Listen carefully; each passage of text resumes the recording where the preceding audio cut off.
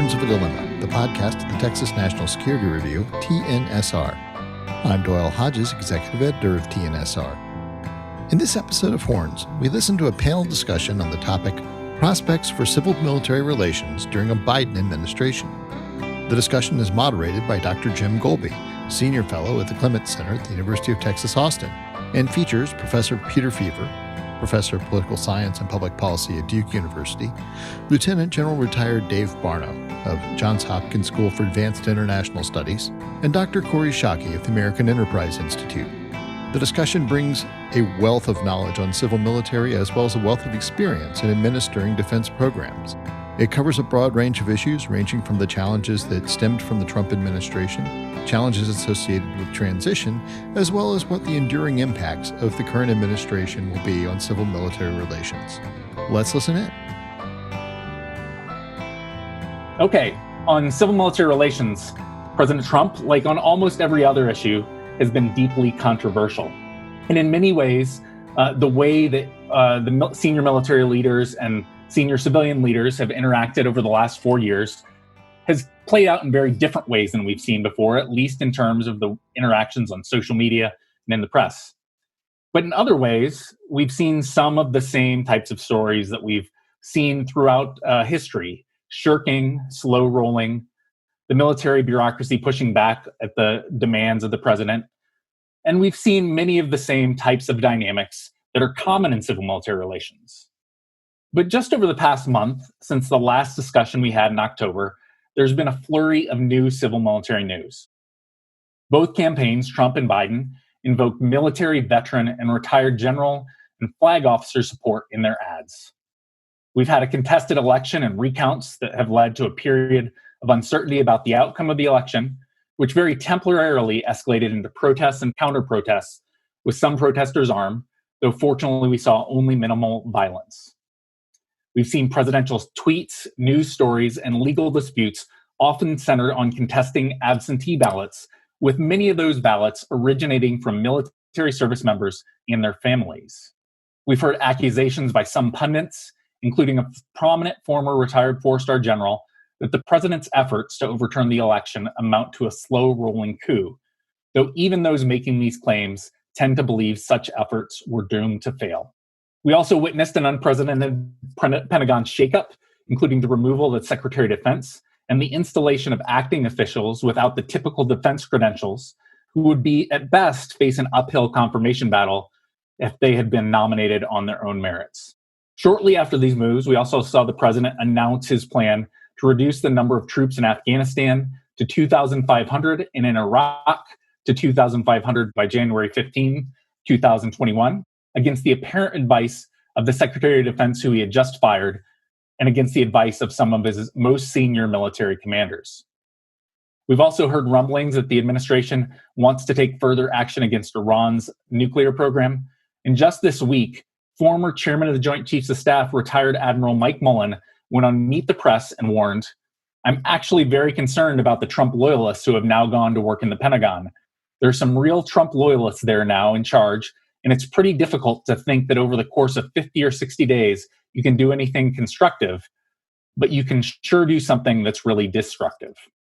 We also saw delays in the national security transition that were finally removed last week when the GSA formally authorized the use of government resources to facilitate the presidential transition, despite ongoing but unsuccessful legal challenges and repeated public claims from the president asserting that he won the election.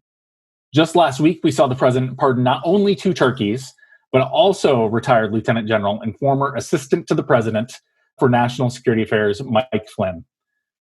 Just this week, we've seen former Assistant Vice Chief of Staff of the Air Force Lieutenant General Thomas McInerney spreading wild and disturbing conspiracy theories about the fabricated deaths of special operations soldiers who he claims were trying to attack a CIA site in Germany that held the secrets to the US presidential election. And finally, we've seen media reports just this week that President-elect Biden is considering whether to seek a congressional waiver that would allow retired General Lloyd Austin to be nominated as Secretary of Defense and retired Admiral Michelle Howard to be nominated as Secretary of the Navy, even though other civilian candidates are also in the mix for both of these positions. So in short, we've got a lot to talk about tonight.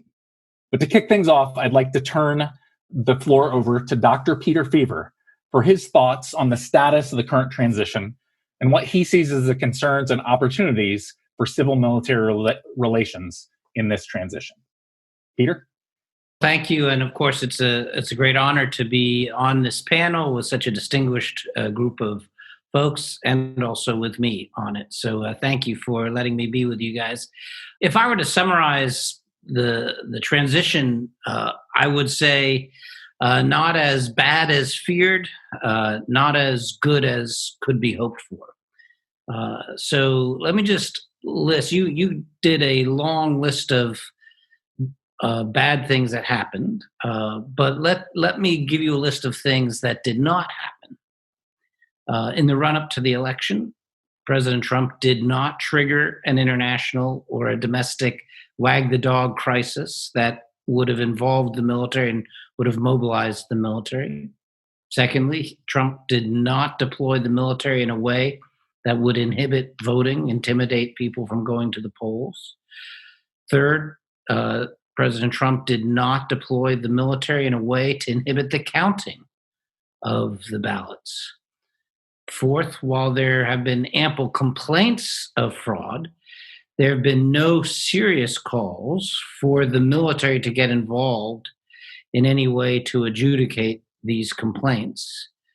You did mention that the Trump team challenged some of the military family ballots in Nevada. And of course, that reminded people of the situation in 2000 when then Vice President Gore's team flirted with challenging the military ballots in Florida as a way of getting an edge.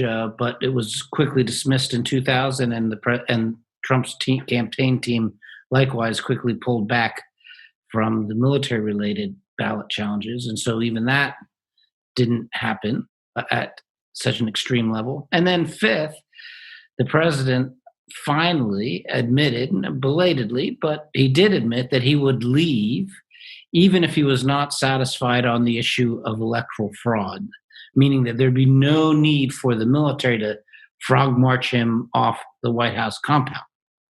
Now, you could say, why are we celebrating that this parade of horribles did not happen? That's just what is normal, and normality should look like none of those things happening in the United States. But it's noteworthy that every single one of those things that I mentioned that did not happen had been identified by at least one, and in some cases many, responsible, serious experts as possible, as something to worry about, like 2020 could be the year that this horrible thing happens. So it's definitely good news that it hasn't happened, and we should recognize that. Now, of course, the bad news, that's why this is not as good as we could hope for. The bad news is all the things that you listed that happened. And I think they do have some civil military implications. You mentioned the delay of the ascertainment, which basically delayed Biden's transition efforts by about 3 weeks. Everyone focused on whether the president-elect now, Biden, would receive the PDB. That's symbolically important, but I don't think materially so important. The bigger lingering problem, I would say, of that delay was just the symbolic challenge to the electoral integrity. That is, all the messaging that was emanating from the White House, from the president's Twitter feed, from the president's own lawyers, and still to this day is emanating, claiming massive fraud without any evidence or without substantial evidence to back up those claims. That creates a perception of electoral weakness that is a troubling condition for the military to have to endure. The second thing you mentioned, of course, was the firing of Secretary Esper, and which led to a daisy chain of departures inside the Defense Department, each one of them replaced by people who have to or cannot be confirmed to the post. In some cases, haven't been confirmed to any post in at least one case was probably not confirmable, had been floated as a possible nominee for a post, and the Senate said, we won't confirm it. This is the Republican-controlled Senate said they wouldn't confirm it, and now he's acting in he's performing the duties of that post. This is unusual. It is the case that late in every administration, the civilian side of the Pentagon starts to hollow out. And normally administrations are begging their talent to stay to the end, run to the end of the race, don't leave early. And here the president was pushing to the door, the exit, some of his best talent and replacing them with weaker talent. And so it is the case that now the civilian team representing the civilian portion of the DoD is probably the weakest constellation that we've had in the modern era. And this is, of course, not good for civil-military relations. You mentioned the pardons, and it's not just the pardons he's already done, but the pardons that might come, including some possible pardons against people who've done very grave damage to national security, like Julian Assange and Edward Snowden. These are at least floated as possible pardons that, if they happened, would really be a body blow to the men and women who are in our national security establishment writ large, and not just in the military. And then, of course, you mentioned the foreign policy moves, the rush to the exits in Afghanistan, and at least the contemplation of action in Iran. Both of those are going to leave the incoming Biden team with serious national security challenges that they will have to manage that will be more difficult to manage than they would have been if the president had taken other steps in Afghanistan, Iraq, and Somalia. And, of course, if the situation in Iran unravels, that would be a very serious crisis to leave on the doorstep of the incoming administration. But here's where I'm going to end on a relatively optimistic note, reflecting the optimism I began with, which is that while these are, everything that's been mentioned is sort of a gross distortion of what would otherwise be a legitimate concern or activity, but this administration is sort of taking it past the legitimate point of departure and then going off into, wild taboo busting rampage in some cases. Nevertheless, the bottom line is that the incoming team is better prepared to manage these challenges than many other teams that we could perhaps have imagined getting in 2020.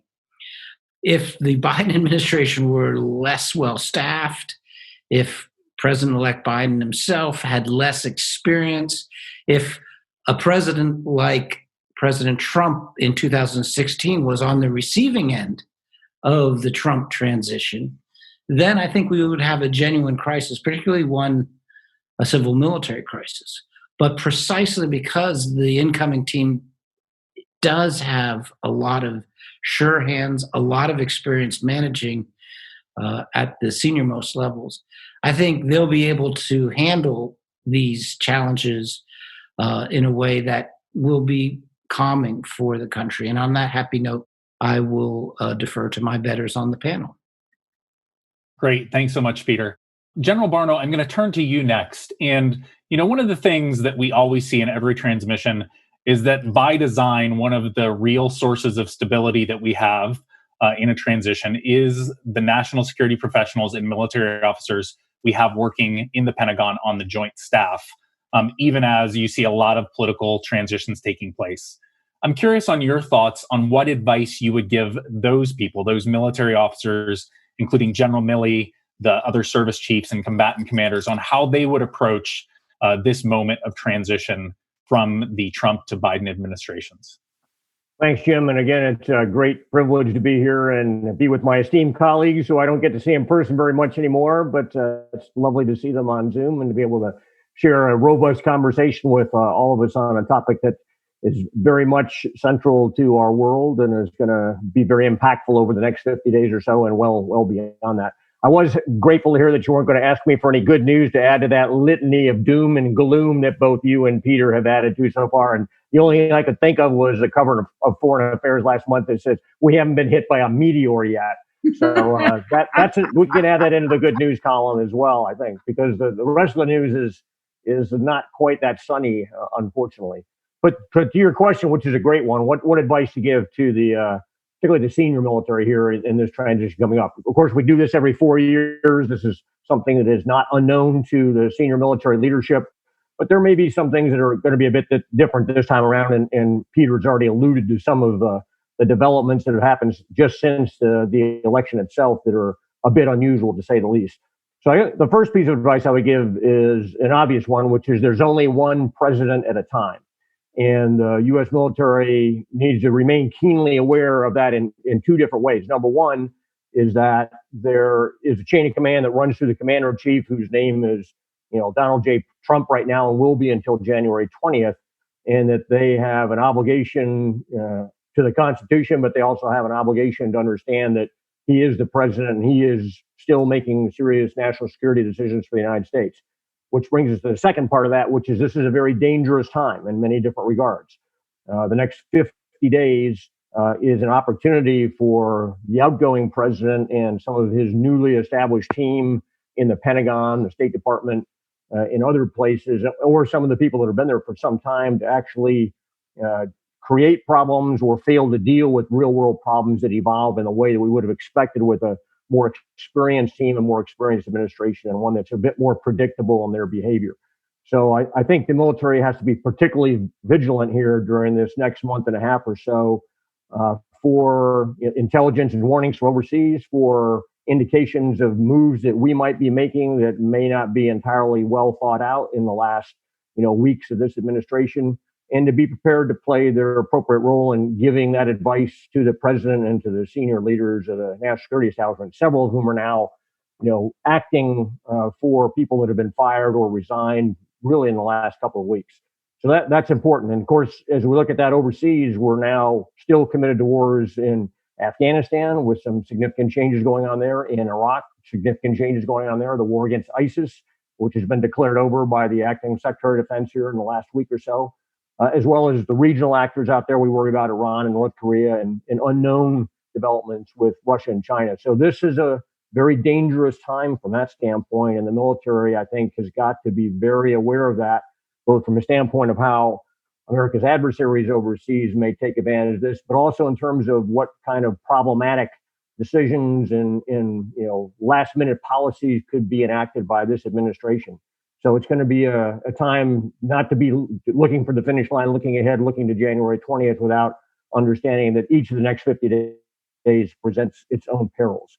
The second piece of advice I would give is to be prepared for, after January 20th now, be prepared for a new and probably much more intrusive level of civilian oversight of the military. I think the last 4 years, for a number of reasons, have conditioned the military senior leadership in the Pentagon to have a fairly limited amount of oversight, particularly from the Office of Secretary of Defense. And that in some ways is marked by the reality that the number of positions, civilian positions in OSD were never filled to the levels we have seen in most previous administrations.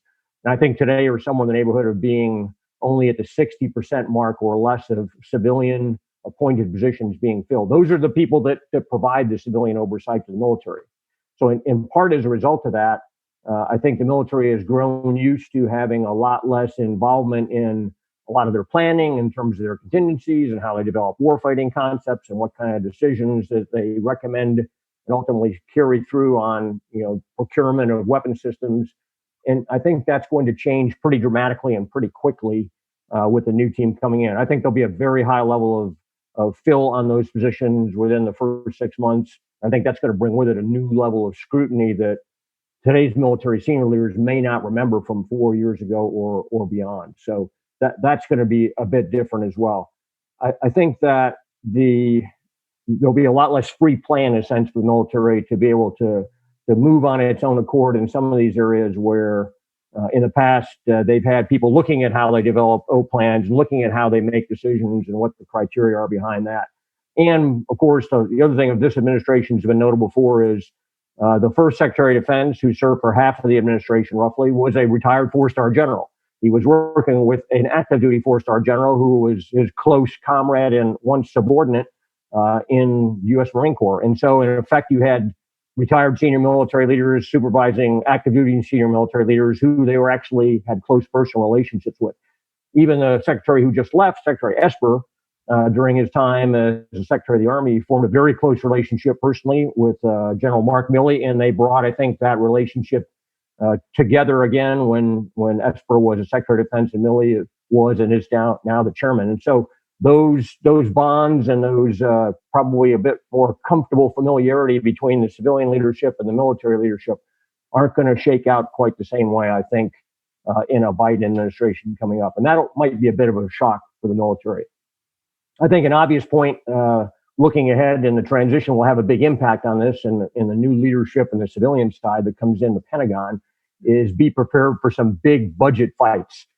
There is going to be a lot of shock administered within this administration as they sort out what their spending priorities will be in an environment where we have deficits that we haven't seen the likes of since World War II. And the military is, in my view at least, unlikely to be able to make a compelling argument for a $750 billion a year budget for the next 4 years in the same administration where there's going to be a tremendous amount of pressure for increased domestic spending in response to COVID and probably in response to a number of other domestic issues that have not gotten the attention that certainly the Democrats thought they should have in the last 4 years. So for a military that's actually had a pretty robust 4-year run on budgets, that's probably going to change. And that's going to cause some tough choices. It's going to cause not everybody to be equal in terms of what kind of a budget share they've been used to getting.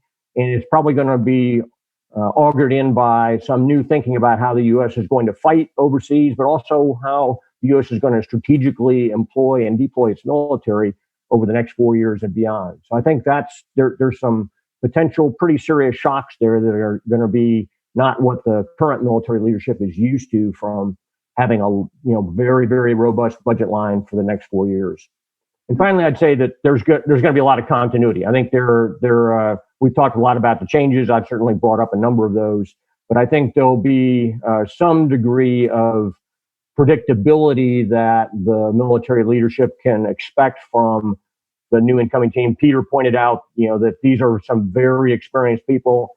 As George W. Bush might say, this is not their first rodeo. They've been in the Pentagon before. They know where the skeletons are buried. Several of them had multiple tours in environments that have been pretty challenging in the Pentagon civilian leadership and in other parts of the U.S. government. And I think the team they bring in, and obviously probably most of us know a lot of them, are some really capable, thoughtful civilian leaders. So I think that's going to, provide a degree of comfort for the military, even when these other tough decisions are going to have to be made, when budgets are probably going to have to go down, and when the U.S. strategy around the world is probably going to go through some degree of a relook that won't just be a rehash of the national defense strategy that Secretary Mattis signed out in 2018. So again, continuity and change, probably all in all, some positive things in the military, but some big tough decisions looming just over the horizon here looking ahead. Thanks so much, General Barno. One of the things I saw serving through the last transition from one administration to the next was just how important it is to have an incoming team and to look at the way that they approach the military officers, the career civil servants, and staff that are there. So what I'd like to do next is turn to Dr. Kori Schake for her to give us her thoughts and insights on how the Biden administration and this new team coming in should approach the military and what steps they should take to try to get off on a right foot from a civil-military relations standpoint. So, Jim, thank you so much for asking me a different question than Peter and Dave answered, because you can't improve on either of the answers that they've already given.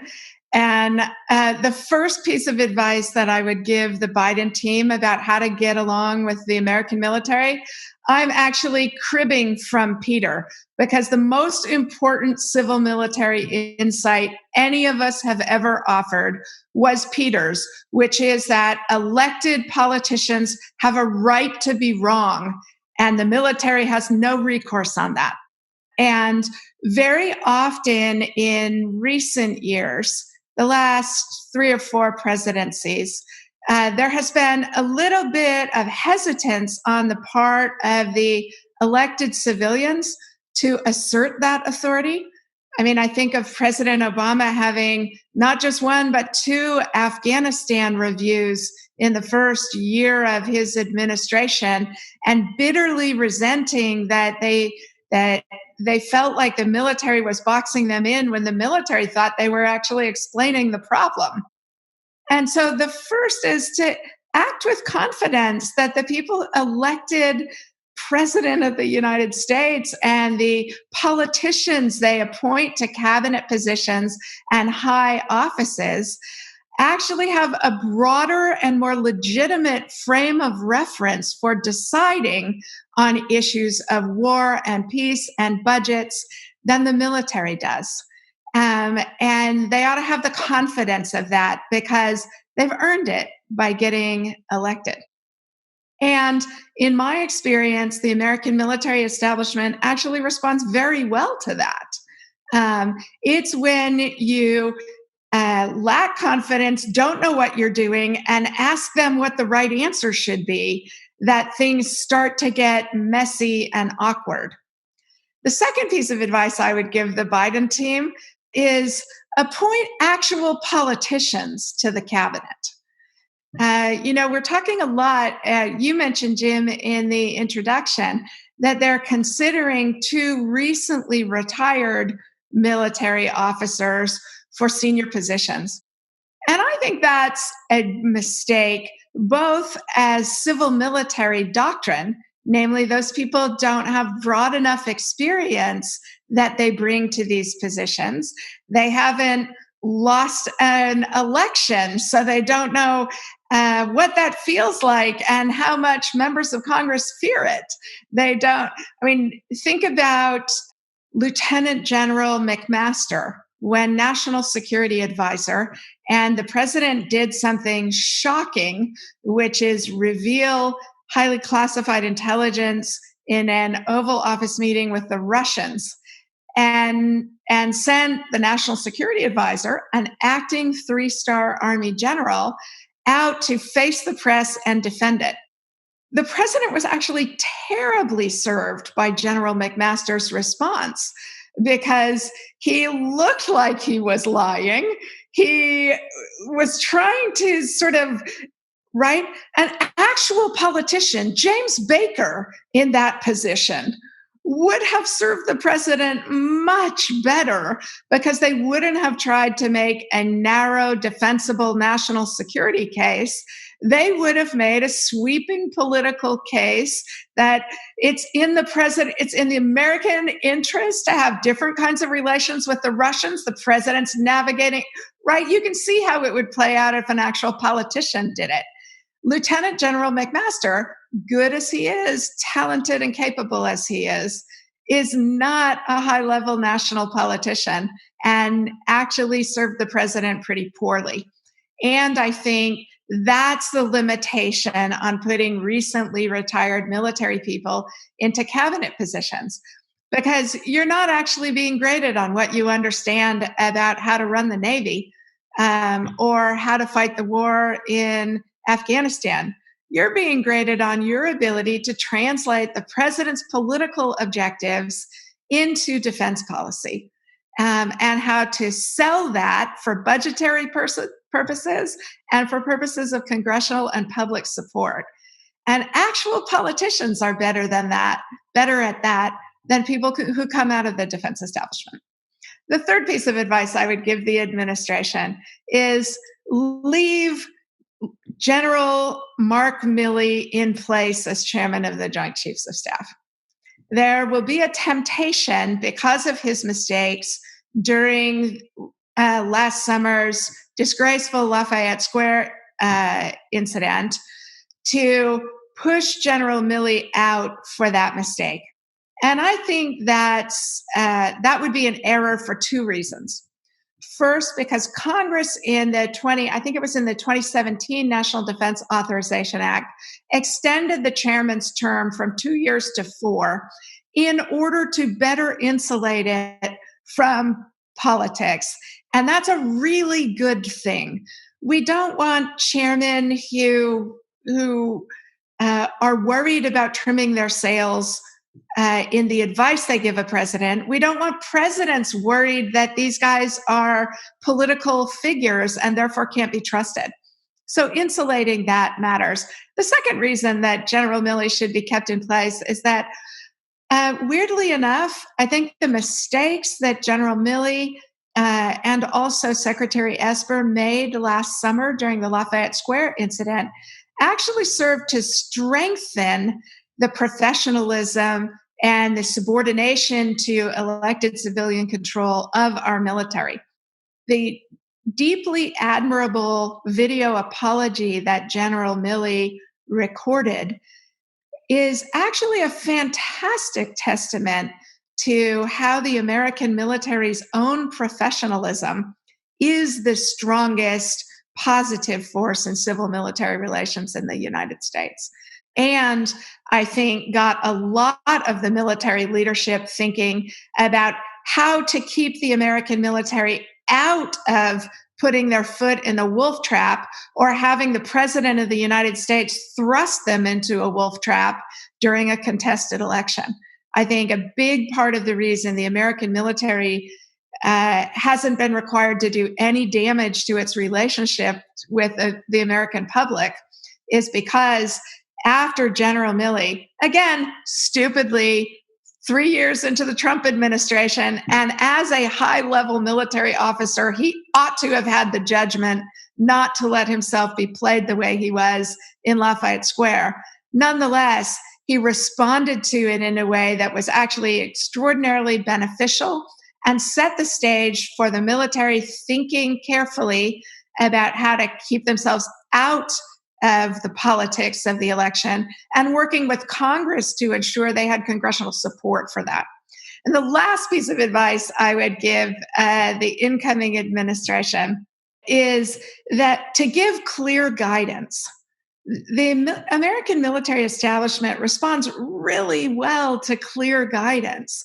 And a lot of the ways that high-level civil military interactions go awry is when the political leadership wants the military to do stuff that they actually don't want to explain to them. And I think this was most evident when Jim Mattis was the CENTCOM commander in the Obama administration, where the Obama administration's Iran policy was that the United States would destroy Iran's nuclear weapons infrastructure if the Iranians did not make an agreement limiting it with the US, the E3, Russia, and China. And if you're a military commander, that means you need to be planning for taking out Iran's nuclear infrastructure. And the top civilians in the administration almost had a heart attack when they heard that CENTCOM was actually planning to do that. And so there, you can delegate authority, but you can't delegate responsibility. And the civilian leadership needs to take responsibility for what they want to have done and convey that clearly to the military so that you don't get the kind of tangled up and bitterness on both sides that I think we very often see in civil military relations at its highest levels. Now, one thing I want to do, we don't want to spend too much time looking back at the Trump administration, but one question I'd like to open up to the group with the idea of going forward is, there's no doubt that President Trump has approached civil military relations in a very unique and unconventional way, whether it is tweeting out what seems to be orders, but maybe not orders, from the way he engages the press, from speaking about his generals, from making comments deriding some of his own senior officers or speaking about the troops' love for him. It's been a unique 4 years, to say the least. The question I want to turn over to you now, and I'll start with General Barno, is: are there going to be any lingering effects to the way we've seen Trump deal with the military over the last 4 years? Yeah, it's a good question, Jim. And I think there will be, but perversely, I think many of the things that you cited and a host of others that are in effect abuses of norms and civil military relations that the president has been responsible for, or his people have been responsible for. I think those have been a bit of a shock therapy for the military to think about the dangers of politicization of the U.S. military. What could happen? In effect, and this is true in almost every other dimension I can think of, speaking for myself, that President Trump and many of the people that have worked for him have stress tested the relationship between the civil and the military domain in ways that people in the military 5 years ago would have found unimaginable, would never have conceived that this could have happened. And so now they've seen a pretty wide range of these different things, whether it's using, in some cases, pretty overtly means with the troops overseas to advance political agendas or make very politicized speeches in front of audience of military soldiers, sailors, airmen, and Marines in uniform, or the whole imbroglio about the USS John McCain and covering up the name and orders from the White House to do that, and the Navy's response. So we can run the tape back, but I think the upshot of all that is that, and much like Kori said about Mark Milley, there's now a recognition that, hey, this is a fraught playing field out here, and this idea of norms of civil military relations and the military's responsibility to remain apolitical and exactly what some of the dangers are to that out there have now been kind of laid bare in front of senior leaders all the way down to ship captains in the Navy. And I think that's something that's going to endure. I think there'll be case studies about this that are talked about in the war colleges for many, many years in the future, because in a lot of instances, we collectively, the military has not seen these kind of challenges come up in the way they have in this administration. So that's probably a good thing. It's not a good thing that happened. It's a good thing that they will be able to go to school on this and think about it and talk about it and take it seriously in the future. Thanks. Peter, over to you. The lingering effect I worry about is the damage to the chain of command, and in particular, the relationship of junior enlisted to seniors. One of the president's political stock and trade is populism, the ordinary guy against the elites, and that's fine as a political message. But he applied that also to the military. When he was criticized by retired generals, he turned it around and said, well, of course, generals just want to go to war so they can make money selling weapons to military contractors. It's the rank and file that really like me. And, driving a wedge between the senior military leaders and the junior officers and enlisted who have to trust the leadership of the senior leaders. That is troubling, and I wonder if that will linger. I wonder how the junior enlisted and junior officers are talking about the challenges that the president is making to the electoral result. Do they believe the president's Twitter feed, or do they believe the court results and the testimony of the experts? And I worry about those as lingering corrosive challenges that will take the services, a while to work out. Right. Kori, what about you? So I worry about both of those things. Parenthetically, Peter, can I add one to your list of bad things I worried about happening that at least so far have not, which is General Milley being fired and retired General Michael Flynn being recalled to active duty as an acting chairman. I did have nightmares about that one, which takes me to the potential positive effect of all of the ways that the Trump administration has damaged civil military norms, which is that we have a tendency in civilian society in the United States to treat our military either as comic book heroes who leap tall buildings in a single bound, or as objects of pity, right? As John Kerry said during the 2004 election, they had to fight in Iraq because they couldn't get jobs. And both of those do a disservice to the women and men of our military who are, just like the rest of us, part of American society and representative of it. I'm frankly shocked that Mike Flynn, Tom McInerney, and a couple of others, that we've only had a handful of disgraceful, shocking behaviors by retired senior officers. Because one of the positive things that could come out of these imbrications of civil-military relations is the American public realizing that people who are good at what our military does can also be political idiots like Michael Flynn and Tom McInerney, because they are just like the rest of us. And so there is a potential upside, which is having people in senior positions with such visibility. Peter and I are going to be, and you, Jim, have written you've already fired the most damaging shot in the assessment of Jim Mattis's tenure as a Secretary of Defense.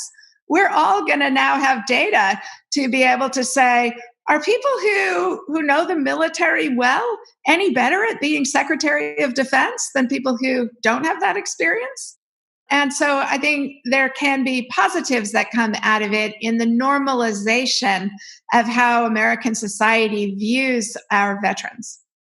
Now, it's not just the Trump administration that might have some lingering effects. We all know that we're going to see many of the same cast of characters coming back into positions of influence in a Biden administration that we saw in the Obama administration. And I don't think anyone would point back to that time period and say that it was a model of effective civil-military relations, at least from a U.S. comparative perspective. There were certainly friction, some good stories, some bad stories. But I'm curious, over to you, Peter, do you have thoughts about what it's going to look like? As General Barno pointed out, this is not their first rodeo. There will be some institutional memory about what it was like during those years. What is that change going to be like? And are there any points of friction you expect to see? Veterans of the Obama administration are used to, particularly the second Obama term, the second 4 years, are used to very strong, almost micromanaging civilian control from the White House, but very weak civilian control inside the building in the form of the OSD. If that's their muscle memory, if that's the military's muscle memory, okay, that's how it goes. We've got to worry about civilian micromanagement from the White House, but we kind of rule the building. I think they'll be in for a surprise, because I believe the Biden people in DOD, in OSD, are going to hit the ground running. And they've done a lot of thinking about the last several years when OSD was not as effective as it could have been. And so I think the military is going to have to get used to that new experience, which will be the Biden team trying to correct for, I think, what they perceive to be, missteps. Now, Jake Sullivan has promised that he's not going to be having as micromanaging an NSC as Donilon or Susan Rice had. And so maybe they'll correct on that side as well, and that'll create a little bit of breathing space. Let's see. A lot of it depends on who President-elect Biden picks as his Secretary of Defense. He has a number of good choices out there, and then he has a number of choices that I would say are not as good. And so I hope he makes a good choice.